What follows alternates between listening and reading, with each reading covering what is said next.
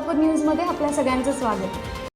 भूमी अभिलेख कार्यालयातील कर्मचाऱ्यांना पैसे दिल्याशिवाय कामे केली जात नसल्याने थेट अधिकाऱ्यांच्या समोर टेबलावर नोटांची मंडळी असलेली माळ टाकून प्रहार संघटनेच्या वतीने निषेध नोंदवत गांधीगिरी केली। सोमवारी अचानक घडलेल्या प्रकरणामुळे कार्यालयात गोंधळ उडाला। गोंधळ पाहून जमलेल्या नागरिकांनी भूमी अधीक्षक प्रिया पाटील यांच्यासमोर तक्रारींचा पाडा वाटला। मालमत्ता उतरवण्यासाठी दिव्यांग नागरिक भारत तळेकर राहणार केम यांनी सिटी सर्वे कार्यालयाकडे अर्ज केला होता।